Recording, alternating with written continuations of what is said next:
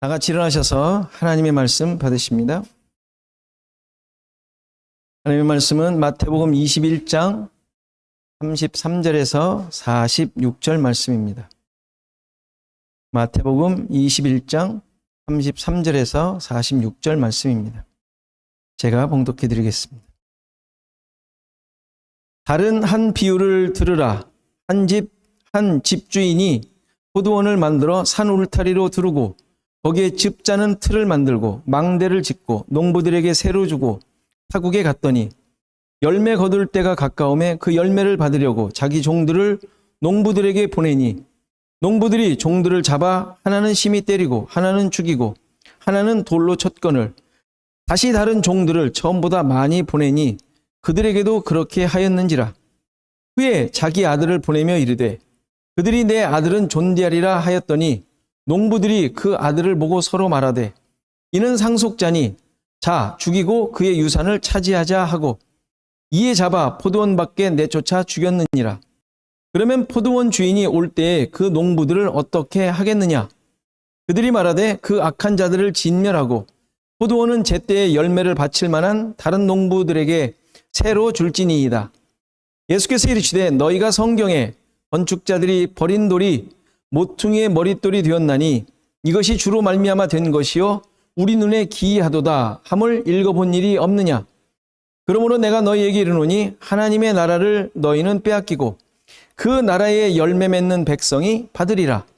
이 돌 위에 떨어지는 자는 깨지겠고 이 돌이 사람 위에 떨어지면 그를 가루로 만들어 흩으리라 하시니 대제사장들과 바리새인들이 예수의 비유를 듣고 자기들을 가리켜 말씀하심인 줄 알고 잡고자 하나 무리를 두려워하니 이는 그들이 예수를 선지자로 알미었더라. 아멘. 예루살렘 성으로 메시아로서 만왕의 왕으로서 들어가신 예수님께서는 종교 지도자들이 질문한 권위의 출처, 그렇죠? 그 물었지 않습니까? 권위의 출처에 대해 대답하시고 계신 중입니다. 자신들이 전혀 관여하지 않은 권위가 있을 수 없었고 지금 예수님의 행동이 자신들을 무시한 모습이었기에 예수님의 그 모습을 그냥 내버려 둘 수가 없었던 것이죠. 그 권위, 그렇게 행동할 수 있는 근거가 무엇인지 묻지 않을 수가 없었던 것이에요. 그런데 그 질문에 예수님께서는 직접적으로 대답하시지 않고 세례 요한에 대해 그리고 두 아들의 비유를 말씀하시면서 지금 질문한 종교 지도자들의 실상, 그들의 모습, 그들이 하나님 앞에서 어떤 존재인지를 드러내도록 깨닫도록 해주십니다. 그들의 모습이 하나님 앞에서 나름대로 좋은 모습처럼 그들이 생각하고 있었지만 실제 하나님 앞에서는 그들이 전혀 가치 없는, 하나님이 인정하지 않는 얼마나 잘못된 자들인지 이것들을 이제 보고 깨닫도록 하신 것입니다. 두 아들의 비유가 의미하는 바가 뭐라고 했습니까? 원문과 우리의 번역이 조금 다르긴 하지만 어쨌건 한 아들은 안 간다고 했다가 나중에 뉘우치고 갔고 또 다른 아들은 간다고 했다가 아예 안 갔다고 했습니다. 누가 아버지의 뜻대로 했느냐? 안 간다고 했다가 간 자다. 이렇게 대답을 하지 않습니까? 여기서 하나님의 뜻을 따라 아버지의 뜻을 따라 하나님의 말씀을 잘 쫓는 자들이 순종하는 자들이 누구냐? 이것을 그들로 하여금 깨닫도록 한 거예요. 너희들이 지금 말씀 잘 따른다고 순종한다고 하는데 정작 너희들은 하나님의 뜻과 관계없는 자들이야 라고 말하고 있는 거예요. 대신에 안 간다고 했다가 간 자들은 누구를 얘기하는 거예요? 세리와 창녀들, 그 죄인으로 취급하며 아주 사람 취급도 안 했던 그들이 하나님의 말씀과 전혀 관계없는 자들인 것처럼 보이는데 그들이 정작 하나님의 말씀에 순종한 자들임을 그 두 아들의 비유를 통하여 깨닫도록 하는 것이죠. 깨닫도록 하신 것이죠. 그러니까 그들은 하나님의 말씀을 가지고 있고 믿고 하나님의 말씀대로 살고 있는 것 같았지만 그것은 하나님의 뜻을 따라 순종하는 것이 아니었다. 이건 뭐 엄청난 일 아니에요? 여러분들이 여기 그런 이야기를 목사가 했다고 해보세요. 집사님 그거 하나님 말씀 따르는 거 아니에요. 이러면 얼마나 기분이 나쁘겠어요? 그렇죠? 아무리 돌려 말해도 기분 나쁜 거죠. 열심히 하고 있는데 말씀을 쫓아 얼마나 열심히 했습니까 이들이. 그런데 야 너희들 하나님의 말씀대로 따라서 순종한 거 아니야. 이건 뭐 듣기만 해도 끔찍스럽지 않습니까? 생각만 해도. 그런데 너희가 아니라 자격이 없는 저 사람이 무슨 예수 믿는 사람이야. 너가 무슨 하나님의 은혜가 있겠어? 이렇게 그런 뭐 생각도 안 하던 그 사람들, 죄인들, 세리와 창녀들, 그들이 하나님의 진짜 은혜를 받아서 그들이 하나님 말씀 순종하고 있는 자들이야. 화가 안 나겠습니까? 그렇게 권위 있고 하나님 앞에서 잘났다고 생각하던 자신들은 실제로 하나님의 뜻을 따르는 자들이 아니었다라는 것을 보게 하신 예화였죠. 이렇게 자신들의 행위와 모습을 보도록 하신 후에 오늘 본문에서 또 다른 비유를 말씀해 주시죠. 주인이 포도원을 만들어 농부들에게 세를 주고 간 주인의 이야기예요. 33절을 보면 집주인이 포도원을 아주 잘 만들어 놨다 그랬어. 뭐 울타리를 두르고 뭐 망대를 세우고 어쩌고 저쩌고. 포도원을 기가 막히게 모든 그 일할 수 있는, 열매 맺을 수 있는 모든 것을 다 갖추어 놨다는 얘기 아닙니까? 그러니까 결실해서 만들어내야 할 모든 것들이 다 준비해 놓은 포도원을 세를 주고 간 거예요. 이제 타국에 갔다 그러죠. 그래서 이제 열매를 거둘 때가 되어서 주인이 이제 자기의 종들을 보내게 됩니다. 그런데 이 농부들이 종들을 뭐 때리고 뭐 잡아 죽이고 뭐 돌로 치고 그랬다. 그래서 이전보다도 더 많은 종들을 두 번째로 보냈는데 그들에게도 똑같이 했다. 안 되겠다 싶어서 그 주인이 자기 아들을 보냈다고 합니다. 아들을 보내면 좀 우대해 주지 않을까, 좀 인정해 주지 않을까 하는 마음에 아들을 보냈는데 농부들은 그를 또 저는 상속자이니까 이 모든 것을 받을 자이니까 저자를 아예 죽여버리자. 더 강력하게 나온 것이죠.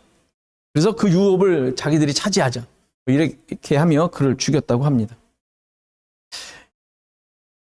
이렇게 한 농부들에 대해 포도원 주인이 올 때 이 농부들에 대하여 어떻게 하겠느냐 이제 질문을 하죠. 예수님께서. 그래서 듣던 자들이 뭐라 그래요? 그 악한 자들을 진멸하고 포도원은 제때의 열매를 바칠 만한 다른 농부에게 세를 줄 것입니다. 그렇게 하시겠죠. 이렇게 대답을 하죠. 뭐 당연한 대답이죠. 뭐 특별한 무슨 막 깊이 생각해야 될 내용은 아닌 것 같아요. 그런데 예수님께서 42절에 시편 118편의 말씀을 인용하시면서 하나님의 나라는 열매 맺는 백성이 받을 것이고 이 돌 위에 떨어지는 자는 깨어지고 이 돌이 떨어지는 자들은 가루가 되어 흩어질 것이다 라는 말씀으로 결론을 내리십니다.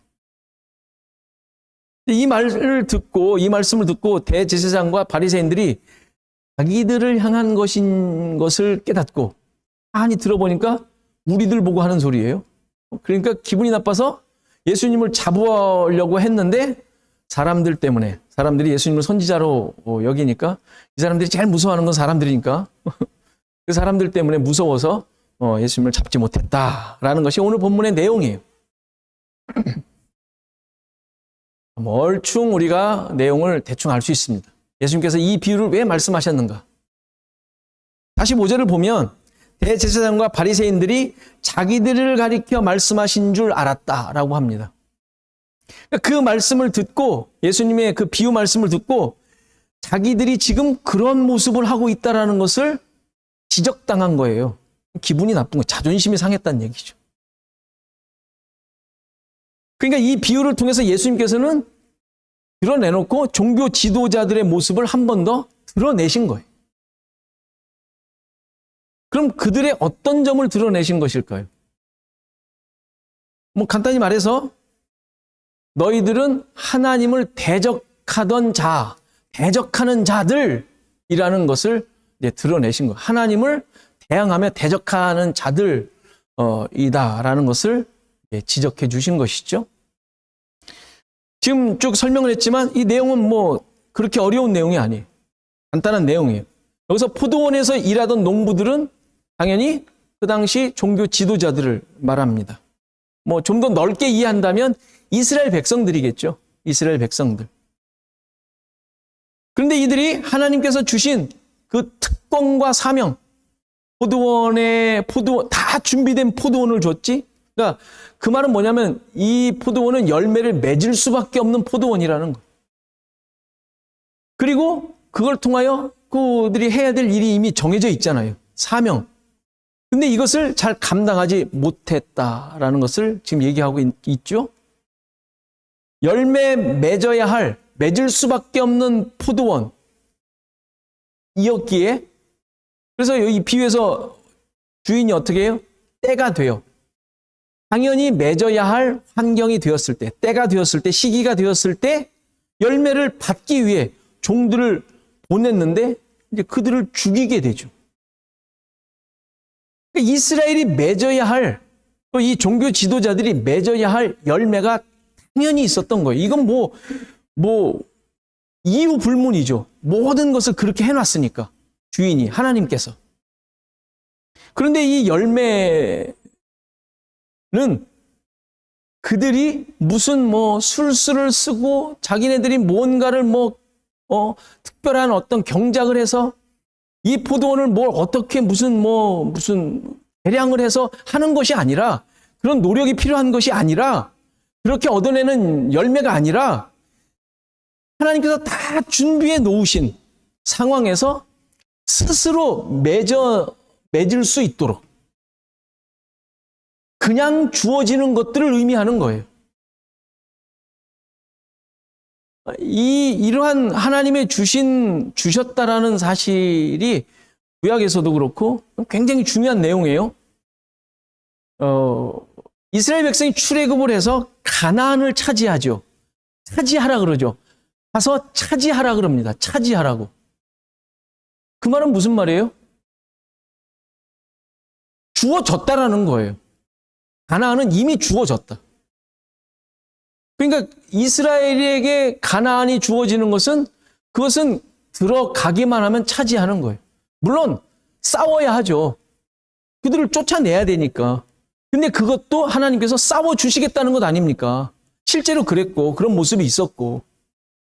그러니까 들어가기만 하면 주어지는 것과 같은 이치인 거예요. 지금 이 포도원에서 열매를 맺는다라는 것은 가나안이 주어진 것과 똑같은 이치예요.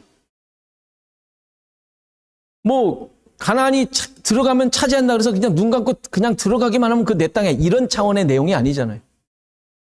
당연히 싸워야 할 것 싸워야 되고, 약속을 붙잡고 타협하지 말아야 될 것 타협하지 않고, 물리칠 것 물리치며 차지해야 돼요. 그런데 이 과정에서 무슨 일들이 일어나요? 잠깐만, 쟤네들이 좀 더 셀 것 같은데, 이런 게 일어날 수 있잖아요. 산세가 너무 험해서 이거 조금 힘들 것 같은데, 이런 일이 있을 수 있잖아요. 그거 의심하지 말고, 그거에 벌벌 떨지 말고 그냥 들어가서 싸워라는 얘기예요. 무슨 얘기인지 아시겠죠? 이게 가나안을 차지하는, 약속의 땅을 주어진 하나님의 방법이에요. 그게 약속이라고. 약속.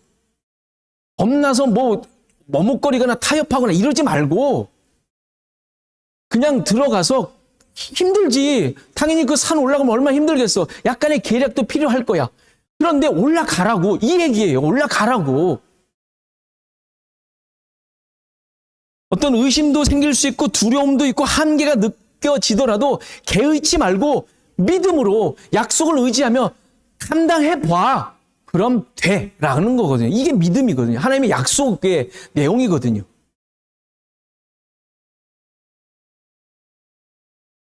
그런데 우리가 잘 알듯이 정탐꾼이 갔다 오자마자 이런저런 얘기를 듣고 이 사람들의 마음이 어떻게 돼요? 흔들려 버리는 거예요. 흔들려 버리는. 그러니까 될까? 그렇지. 당연히 안 되지. 우리 이제 전쟁을 해봤어? 칼을 쓸 줄 알아? 하나 제대로 해봤어? 이런 마음들이 확 들 거 아닙니까? 맨날 저기 일만 했는데, 그 중에 군인들도 혹시 있었을지 모르겠지만, 어쨌건 싸우는데 아무것도 모르잖아요. 당연히 정탐꾼의 얘기를 듣고, 우린 못한다라고 할 만해요. 근데 하나님께서 원하신 건 그게 아니죠. 그러니까 나를 의지하고 가라는 것 아닙니까? 니들 보고 싸우래? 니들 보고 대단한 능력을 만들래? 이게 아니잖아요. 그냥 가기만 해. 내가 대신 싸워줄게. 내가 약속해 줬잖아. 이 얘기예요. 지금 가나안 점령이. 지금 이 포도원에도 똑같습니다. 주어진 거 그냥 경작해. 병충해. 걱정하지 마. 열매 못 맺힐 거 그런 거 걱정하지 마. 누가 방해. 그것도 걱정하지 마. 네가 지금 거기서 해야 될 거 해. 이 얘기예요. 열매 술수 쓰지 말고 네가 꿍꿍 해가지고 야 이거 하나님 이거 안 될 것 같은데 제가 이렇게 해볼게. 이러지 말고 그냥 해. 라는 얘기거든요. 그러면 열매를 맺겠다라는 거예요. 맺을 수밖에 없다라는 것이죠. 그게 하나님의 약속을 의지하고 믿는 거예요. 믿음으로 사는 거예요. 그런데 이들은 어떻게 했어요? 자신의 생각들이 막 들어가기 시작했어요. 그 얘기예요. 지금 자신의 생각들이 막 들어가기 시작했어요. 자신의 조건과 능력과 인간의 기준들이 계속 들어갔던 것이죠. 그게 아들을 보냈을 때 명확하게 나타나잖아요. 제 상속자야. 저를 죽이면 이 유업이 우리께 된다. 이게 벌써 이 앞에서 계속 판단해 왔던 거잖아요. 그들이 그렇게 살았던 거예요. 그렇게 이 농장을, 이 포도원을 경작했던 거예요. 농부들에게 주어진 이 포도원이 은혜의 환경이었고, 그 주어진 일 그냥 감당하기만 하면 되는데, 농부니까 자기가 세를 줬다 그러잖아요. 세를 줬다는 얘기는 뭐예요? 자기 것도 있다는 얘기 아니에요? 유인에게 바칠 것과 내가 얻을 것도 있다는 얘기잖아요. 세를 준 거니까. 그러니까 여기는 세를 주었기 때문에 세를 주었지만 자기의 꿍꿍이와 내가 노력해서 해내는 거, 주인이 원하는 건 그게 아니라 그냥 열심히 하기만 하면 된다는 거예요. 어떠한 개인적인 계획이나 생각으로 해서는 안 되었던 것이죠. 그러니까 그들에게는 그냥 명령을 따르는 것만 있는 거예요. 명령을 따르는, 그러면 된다라는 것이죠. 그러니까 이게 우리의 신앙생활에서도 매우 중요한 신앙적 기준이고 생각이며 관점이에요. 구원받은 백성으로서 하나님의 다스림을 받으며 하나님 나라에 살고 있는 자들이잖아요. 하나님 나라에 살고 있잖아요. 하나님 나라에 살고 있다는 게 무슨 말이에요? 하나님의 다스림, 말씀을 보며 말씀대로 살려고 하는 그 삶이 하나님 나라에 살고 있는 거예요. 그리고 그렇기 때문에 그 은혜와 또 감사와 사명과 특권들이 있는 거예요. 여러분들이 말씀을 보며 기도하는 이유가 뭐예요? 이것들 아니에요? 이 이유 때문에 그러는 거 아니에요? 하나님 나라에 살고 있으니까. 하나님의 다스림을 받고 있으니까 당연히 말씀을 읽는 것이고 기도하는 것 아닙니까? 그렇게 하기 위해서. 그런 삶을 살기 위해서. 좀 더 하나님의 백성답게 살기 위해서 기도하고 말씀 보고 예배 드리며 서로를 북돋아주고 말씀으로 같이 응원해 주는 거 아니에요? 세상에 추구하는 것들로 사는 자들이 아니라 또 나를 만족시키기 위해서 사는 삶이 아니라 오직 하나님만이 주인이시고 그의 뜻만이 우리 삶의 목적임을 드러내기 위해서 그렇게 우리는 애쓰고 힘쓰는 거예요. 이 사실을 놓치지 않고 늘 믿음으로 살기 위해 힘쓴다면 모든 신자들이 설사 우리의 삶에 어떤 결과가 보여지지 않더라도, 남들에게 자랑할 만한 것들이 없더라도, 내가 소유하는 모든 것들이 실제적으로 뭐 그렇게 보이지 않더라도, 유익이 없더라도 나의 삶에 우리는 만족하며 살 수 있는 거예요. 이 포도 농부들의 문제점이 뭐였어요? 주인의 종들을 죽인 것도 있지만 그 죽인 이유가 뭐냔 말이에요. 자기들이 그래도 된다라는 생각을 한 거예요. 그래도 된다. 그런 특권이, 그런 권리가 있는 줄 아는 거예요. 엉뚱한 권리 아니에요? 자기가 주인 행세하는 것 아니에요? 주인보다 높다고 지금 생각한 거 아니에요? 주인이 보낸 종을 어떻게 죽여요? 농부가, 세를 받고 지금 일하는 농부가 자기가 주인보다 권리가 더 센 것처럼 살고 있는 것 아닙니까? 이게 문제인 거죠. 주인의 권위를 무시하고 스스로 주인이 되려고 했던 거. 이게 이 농부들의 어마어마한 문제점인 것이죠. 아까 말씀드린 대로 이들은 그 포도원을 새로 받은 거예요. 새로. 다시 말해서 그 포도원은 자기 게 아니에요. 자기 게 아니에요. 주인이 따로 있는 거예요. 거기서 열심으로 일을 해서 자기 것 얻고 주인에게 주어야 할 책임이 있는 거예요. 아담이 잊고 있었던 게 뭐였어요? 아담이 잊고 있었던 게 뭐예요? 나는 하나님의 명령을 받은 자이다. 이 사실이거든요. 내가 주인이 아니라는 얘기예요. 모든 것을 하나님께서 다 주셨잖아요. 모든 것을. 창조하신 모든 것을 주셨네? 주인이죠. 천상천하 유아독존이야, 진짜로. 자기가 살고 있는 상황에서. 그런데 하나님과 다른 게 뭐예요? 명령을 받은 자예요. 그는 명령을 받은 자. 주인이 아니라는 얘기죠. 모든 것을 주셨는데 주인이 아니에요. 중요한 개념 아니에요? 아담에게 주어진 그 당시에 창조 다 해놓고 그 당시에 아담은 모든 것의 주인이었지만 하나님으로부터 명령을 받은 자라는 걸 잊으면 안 됐던 거예요. 그런데 어떻게 돼요? 하나님의 명령을 무시해버려요. 자기가 하나님이 된 거예요. 하나님보다 더 높은 자가 돼버렸던 거예요. 말이 안 되는 일이 벌어졌던 것이죠. 하나님을 무시하고 스스로 하나님이 돼버렸던 것이죠. 농부들의 행위가 그거인 거예요. 농부들의 행위. 아까 신자들의 모습이 하나님의 다스림을 받고 있고 그분만이 하나님이심을, 주님이심을 고백하는 것이라고 했죠. 그분이 주인이세요. 그런데 우린 정말 어떻게 살고 있죠? 내가 주인으로 살아요. 내가 주인으로. 농부나 아담과 우린 다르지 않은 모습을, 그런 방불한 모습을, 삶을 살고 있죠.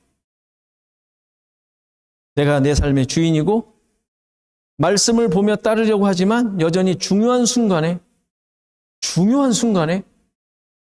내 마음대로 결정할 때가 한두 번이 아니에요.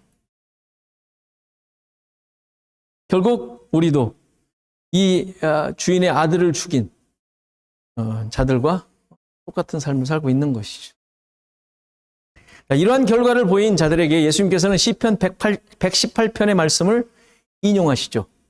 118편 22절. 건축자가 버린 돌이 집 모퉁이의 머릿돌이 되었나니 이는 여호와께서 행하신 것이요 우리 눈에 기이한 바로다. 시편 118편은 앞서 호산나 우리를 구원하소서 하는 찬양하는 내용에서도 인용되었던 시죠. 118편이 다 나와 있어요. 그게 예수님의 예루살렘 입성하는 예언도 나와 있고 지금 이 22절에 나와 있듯이 건축자의 버린 돌이 집 모퉁이의 머릿돌이 된 예수님의 모습, 십자가 지심의 내용도 예언이 되어 있는 시입니다. 그러니까 여기에 예수님의 특별한 구속 사역, 십자가 사역이 예언이 되어 있잖아요. 하나님의 구원이 예수 그리스도로 말미암아 성취되었는데 그 방법이 어떻게 되어 있다고요? 건축자가 버린 돌, 건축자로 말미암아 버려져야 한다는 거예요. 버려짐이 나타나요. 버려짐이 있어야 돼요. 그러니까 예수님을 구속자로 하나님의 구원의 역사를 이루시는 분으로 이 땅 가운데 보내시는데 버려져야 한다는 사실, 버려져야 한다.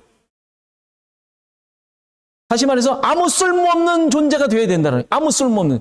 건축자가 자기 재료를 쓰는데 버리면 쓸모없는 거잖아요. 쓸모없는 거. 쓸모없을 때 버리지 건축자가 왜 버리겠어요, 그거를. 제가 건축가 나왔어요? 집은 한 번도 안 잡았지만. 건축자가 버렸다는 얘기는 쓸모없는 거예요, 쓸모없는. 그래서 다시 말해서 예수님은 쓸모없는 존재가 되어야 돼, 이 세상에서.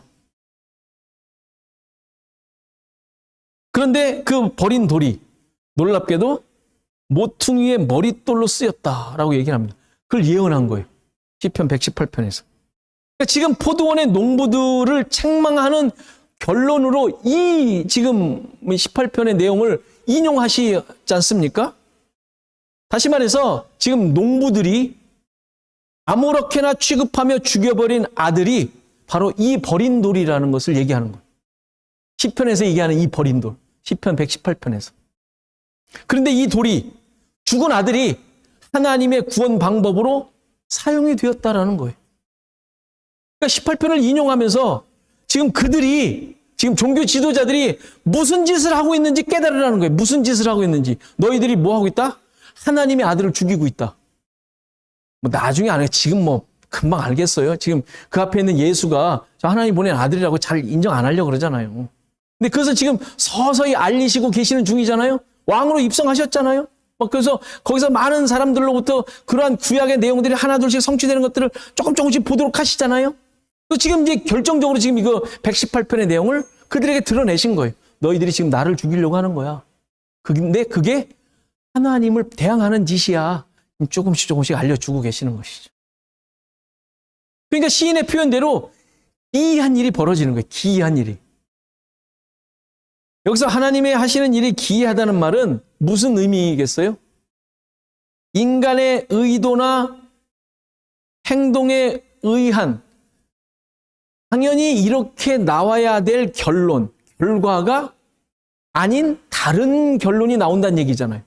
그런데 다른 결론이 쓸모없는 뭐 아무 생각도 안 하는 것이 아니라 기가 막힌 하나님의 뜻이 이루어지는 것이니까 어떻게 저렇게 일들이 이루어지지? 어떻게 저런 결과가 나오지? 저런 결과가 나올 수 있다라는 거야? 라는 이야기 아닙니까? 그러니까 기이하죠. 우리가 의도하지 않았던, 생각지 않았던 결과일 뿐만 아니라 저 일이 그런 일이었어? 그렇게 큰 하나님의 뜻이 이루어지는 것이었단 말이야? 라는 뜻이죠. 그런 의미에서 기이하다는 뜻이에요.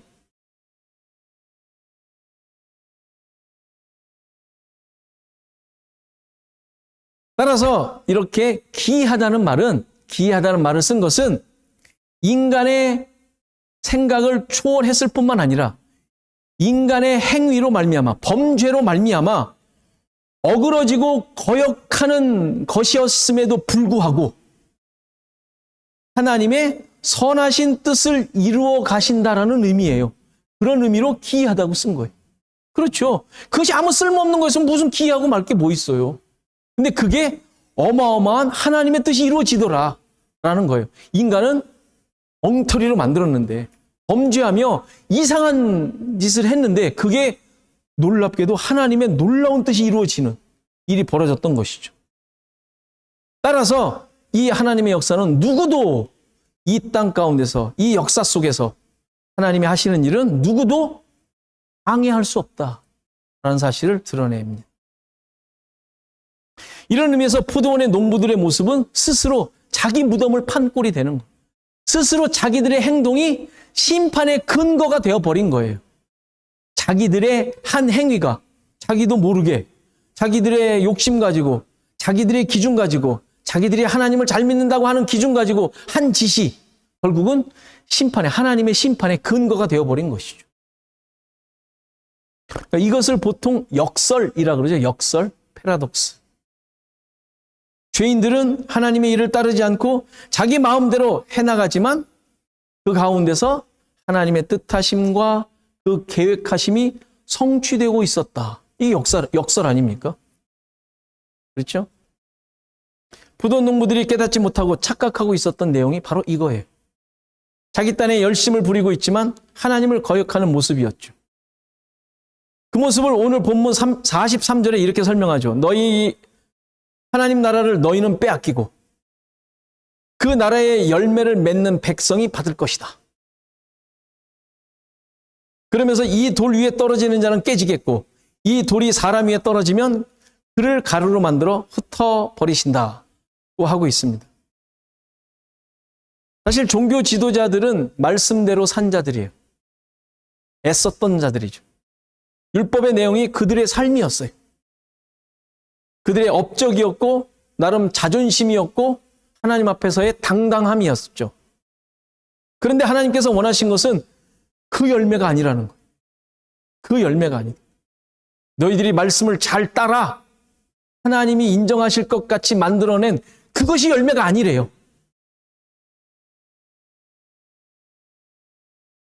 그런 열매가 아니라 오늘 본문에 뭐라 그래요? 누구에게 하나님 나라를 준다고요? 하나님 나라의 열매를 맺는 자. 하나님 나라의 열매. 하나님께서 원하신 것은 하나님 나라의 열매예요. 자기 능력의 말씀을 잘 따라 한 행동의 열매가 아니라 하나님 나라의 열매. 이것이 무엇일까요? 이에 대해 베드로 사도가 잘 적용하며 설명한 내용이 나옵니다. 베드로전서 2장을 보면 4절 사람에게는 버림바가 되었으나 하나님께서는 택하심을 입은 보배로운 산돌이신 예수께 나아가 너희도 산돌같이 신령한 집으로 세워지고 예수 그리스도로 말미암아 하나님이 기쁘게 받으실 신령한 제사를 드릴 거룩한 제사장이 될지니라. 성경에 기록되었으되 보라 내가 택한 보배로운 모퉁이 돌을 시온에 두노니 그를 믿는 자는 부끄러움을 당하지 아니하리라 하였으니 그러므로 믿는 너희에게는 보배이나 믿지 아니하는 자들에게는 건축자들이 버린 그 돌이 모퉁이의 머릿돌이 되고 또한 부딪히는 돌과 걸려 넘어지게 하는 바위가 되었다 하였느니라. 그들이 말씀을 순종하지 아니함으로 넘어지나니 이는 그들을 이렇게 정하신 것이라. 사람에게 버림받된, 그렇죠? 그러나 하나님께서는 택하심을 입은, 지금 4절 말씀대로 사람에게는 버림받되었는데 하나님께는 택하심을 입은 산돌이신 예수님께 나아가라 라고 하고 있어요. 예수님께 나아가라. 그래서 5절에 뭐라 그래요? 5절에 나아가는 게 무슨 의미인지 얘기해 줘요. 너희도 산돌같이, 하나님이 인정해 주신 그 산돌같이 신령한 집으로 세워지고 예수 그리스도로 말미암아 하나님이 기쁘게 받으실 신령한 제사를 드릴 거룩한 제사장이 되라고 권하고 있습니다. 이것이 바로 하나님 나라의 열매죠. 모퉁이 돌이 되신 예수님과 함께 그로 말미암아 하나님이 기쁘시게 받으실 거룩한 제사장이 되는 거예요. 거룩한 제사장. 여러분들 제사장이세요? 제사장은 제사를 드리는 자예요. 맞죠? 그런데 산돌이신 예수님으로 말미암아 된 거룩한 제사장은 제사를 드리는 제사장이 아니라 자기가 제물이 된 제사장. 남들이 가져오는 제물 드리는 제사장이 아니라 내가 제물이 되어 죽는 제사장이라는 거예요. 이게 하나님 나라의 열매예요. 모퉁이 돌로 말미암아 산돌이신 예수 그리스도로 말미암아 하나님 나라의 열매가 뭐냐? 그런 제사장이 되는. 어떻게 하죠? 뭐 어떻게 하겠어요? 아까 그랬죠? 여기 계속 나와요? 그 계속 반복하고 있는 거예요. 6절에 성경에 기록되었으되 내가 택한 보배로운 모퉁이 돌을 시온에 두노니 그를 믿는 자는, 예수를 믿는 거예요. 예수를 믿는 삶이에요. 뭐 여러분들이 무슨 내가 어디 희생해서 죽고 죽을 장소 찾아다니지 마세요. 전철에서 떨어져 있는 어떤 사람을 구하고 죽었다. 이거 세상은 의인이라고 하는데 우리는 그런 것을 얘기하지 않습니다. 그럴 수 있어요. 그럴 기회 있으면 하십시오. 그걸 뭐라고 하지 않습니다. 지금 여기서 말하는 죽는 제사장, 자기가 제물이 되어 죽는 제사장은 예수를 믿는 거예요.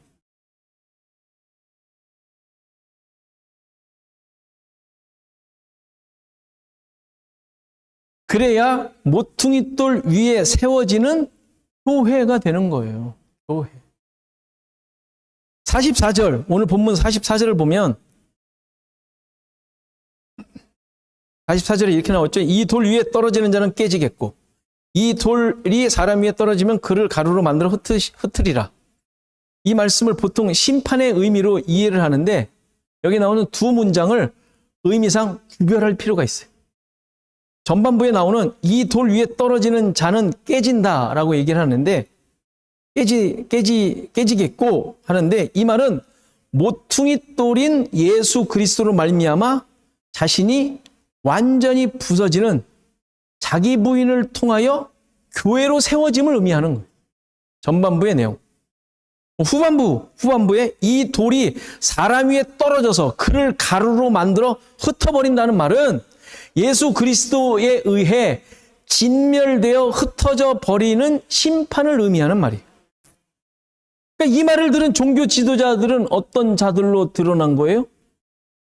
그렇죠. 예수 그리스도에 의해 지금 진멸되어 가루가 되어 흩어질 자들로 그들은 깨닫게 되는 거예요.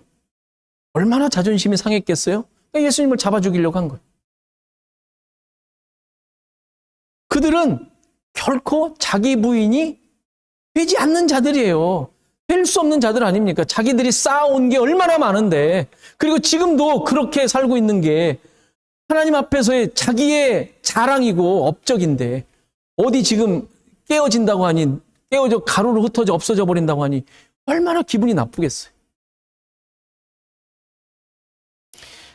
우리 자신들을 되돌아보시기 바랍니다. 나는 누구입니까? 어떤 자들입니까? 십자가에서 죽으시고 구원의 주로 계시는 예수 그리스도 위에 세워진 자들이에요. 이 돌 위에 나라는 돌이 있는 것이 아니라 나는 사라지고 산돌과 같이, 아까 산돌과 같이 모퉁이 돌 위에 세워진 나예요. 따라서 열매는 나를 만족시키는 것이 맺힐 수가 없는 거예요. 왜? 내가 서 있는 근거가 내가 아니니까.